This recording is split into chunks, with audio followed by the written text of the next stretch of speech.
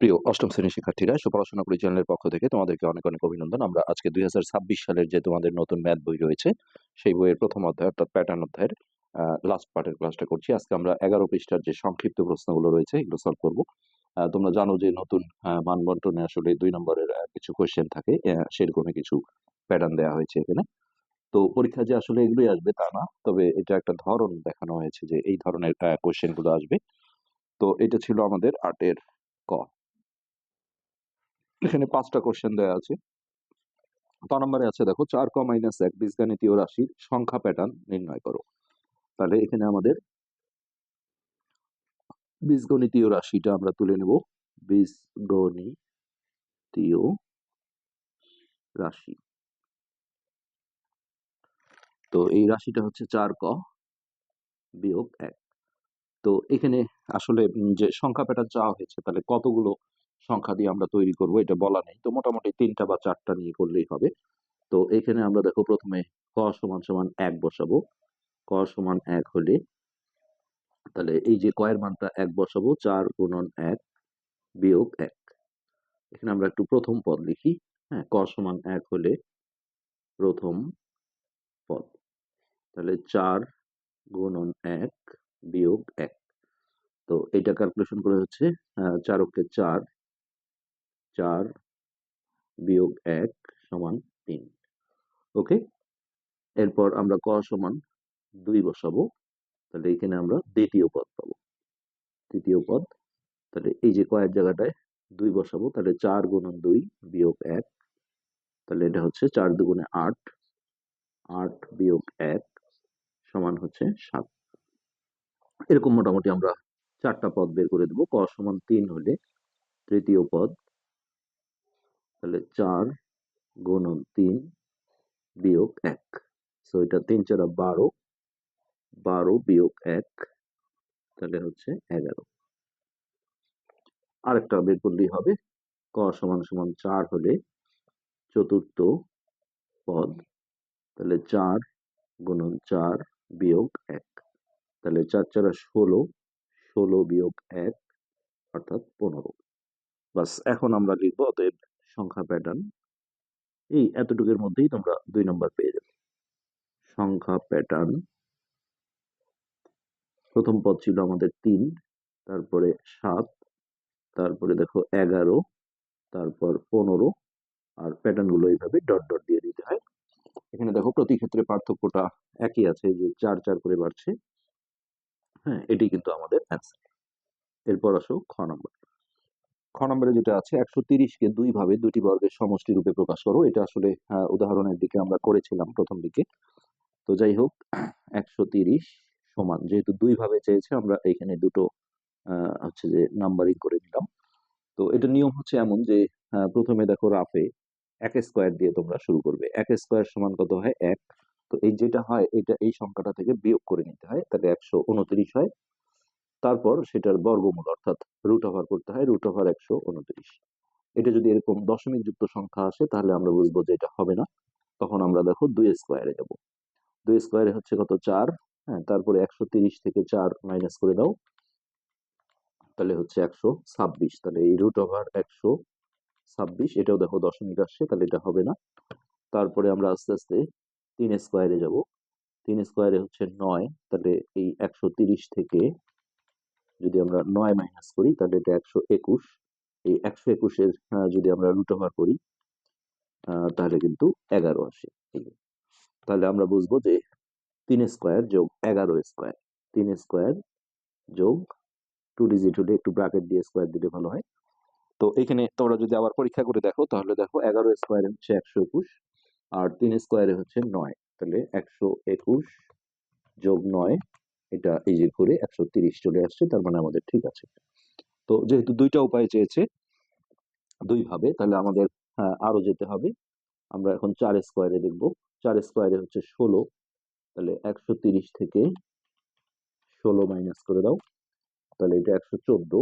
তো 114 root over করলেও এটা দশমিক আসবে, এটা হবে না।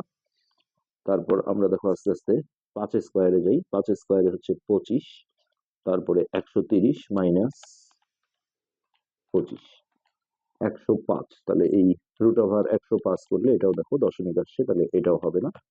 এইভাবে আস্তে আস্তে বড় সংখ্যায় যেতে হবে। 6 স্কোয়ারে হচ্ছে 36, সো 130 মাইনাস 36, এটা 94, তাহলে √94 করলেও এটা দশমিক আসে, এটাও হবে না। এরপর আমরা 7 স্কোয়ারে যাই। 7 স্কোয়ারে হচ্ছে 49, তাহলে 130 থেকে 49 মাইনাস করে দাও 81, এইটা কিন্তু হবে। দেখো এই যে √81 করলে এটা 9 আসে, তাহলে 7 স্কোয়ার যোগ 9 স্কোয়ার। এখানে আমরা যদি পরীক্ষা করি, দেখো 9 স্কোয়ারে হচ্ছে 81 যোগ 7 স্কোয়ারে 49, তাহলে এই যে 130। তো এটি কিন্তু আমাদের যে প্রশ্নটা ছিল সেটার অ্যান্সার। তো এরপর আসো গ নাম্বার কোশ্চেন। গ নাম্বারে আছে এরকম যে 14, 17, 20 প্যাটার্নটির পরবর্তী দুটি পদ বা সংখ্যা নির্ণয় করো। তাহলে এইটা প্যাটার্ন তুলতে গেলে এই লেখাটা লিখতে হয়, তালিকার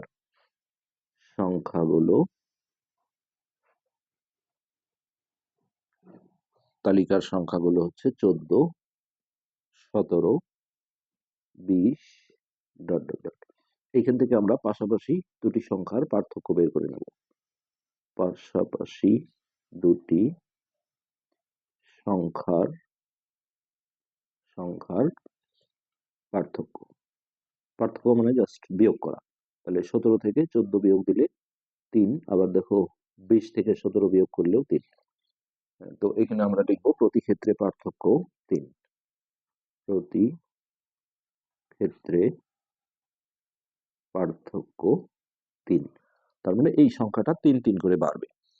তো এখানে দেখো পরবর্তী দুটি পদ চাওয়া হয়েছে, তাহলে অতএব পরবর্তী দুটি পদ যথাক্রমে, তো প্রথমটা হবে 20 যোগ 3 সমান 23, এবং তারপর একটা হবে 23 যোগ 3, তাহলে এটা হচ্ছে 26। তাহলে এই দুটোই কিন্তু আমাদের অ্যান্সার, অর্থাৎ 23,26। ওকে, এরপর আমরা ঘ নাম্বারটায় যাব। ঘ নাম্বার কোশ্চেন আছে 5, 7, 9, 11 সংখ্যাগুলোর প্যাটার্নের বীজগাণিতিক রাশি নির্ণয় করো। এই যে এগুলোকে বলা হয় বীজগাণিতিক রাশি। তো আমরা প্রথমে তালিকার সংখ্যাগুলো,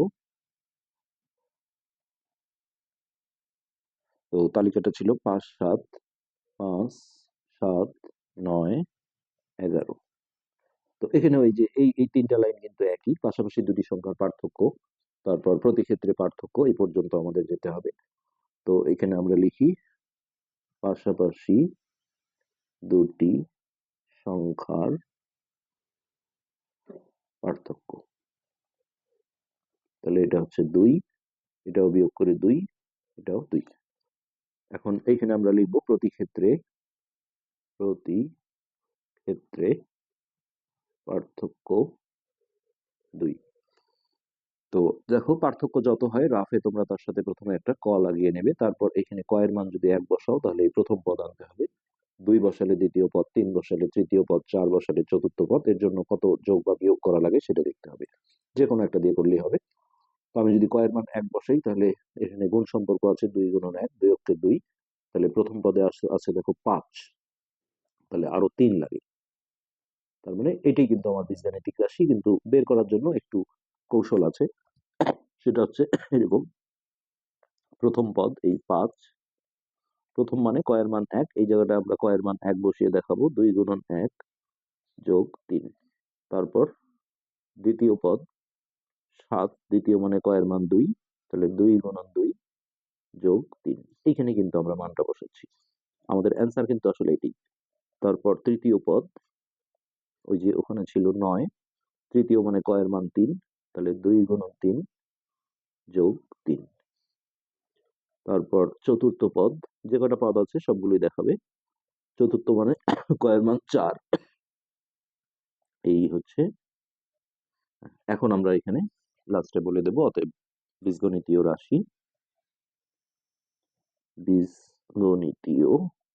রাশি ওই যে আমরা যেটা রাফে পেয়েছিলাম এটাই কিন্তু আমাদের অ্যান্সার। 2 ক, কেননা এইভাবে করা উচিত এই কারণে যে সৃজনশীলে কখনো দেখো 4 নম্বর কোয়েশ্চেন হিসেবে কিন্তু এটা আসে, তখন আসলে এত শর্টকাটে একবারে উত্তর লিখলে হবে না। এরপর লাস্ট হচ্ছে নম্বর। এখানে দেখো বীজগণিতীয় রাশি দেওয়া আছে, এই বীজগণিতীয় রাশি সংখ্যা প্যাটার্নের 55তম পদ নির্ণয় করো। তো কিছুই নেই এখানে, বীজগণিতীয় রাশি 3ক যোগ 2। তো এখানে ক এর মান তুমি যত বসাবে তততম পদ পেয়ে যাবে। তাহলে হ্যাঁ, এখানে দেখো 55তম পদ চাওয়া হয়েছে, তাহলে 55তম পদ এই ক এর জায়গায় আমরা 55 বসাবো। 3 গুণন 55 যোগ 2।